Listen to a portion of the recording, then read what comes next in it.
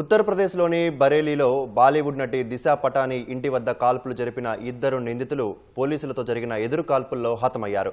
ఈ ఘటనలో 4 పోలీసులకు బుల్లెట్ గాయాలయ్యాయి. ఈ నెల 12న బరేలీలో నటి దిశా పటానీ ఇంటి వెలుపల తెల్లవారుజామున 3 గంటల 45 నిమిషాల సమయంలో ఇద్దరు నిందితులు కాల్పులకు పాల్పడ్డారు.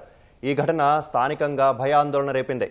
ఈ కాల్పులను ఉత్తరప్రదేశ్ ముఖ్యమంత్రి యోగి ఆదిత్యనాథ్ తీవ్రంగా పరిగణించారు. ఉత్తరప్రదేశ్లో నేరాలను ఉపేక్షించబోమన్న ఆయన కాల్పులకు పాల్పడిన వారు ఎక్కడ ఉన్నా పట్టుకొని తీరుతామన్నారు. ఘాజియాబాద్లోని ట్రోనికా సిటీలో ఇద్దరు నిందితులు ఉన్నట్లు గుర్తించిన Uttar Pradesh special task force Delhi పోలీసులు వారిని అదుపులోకి తీసుకునేందుకు యత్నించారు. ఈ క్రమంలోనే ఎదురు కాల్పులు చోటు చేసుకున్నాయి. నిందితులిద్దరికీ తీవ్ర గాయాలు కావడంతో ఆసుపత్రికి తరలించగా చికిత్స పొందుతూ మృతి చెందారు. నిందితులను రవీంద్ర, అరుణ్లుగా పోలీసులు గుర్తించారు. ఇద్దరు రోహిత్ గోదారా, గోల్డీ బ్రార్ ముఠా సభ్యులని చెప్పారు. ఘటనా స్థలం నుంచి తుపాకులు, పెద్ద మొత్తంలో బుల్లెట్లను స్వాధీనం చేసుకున్నారు.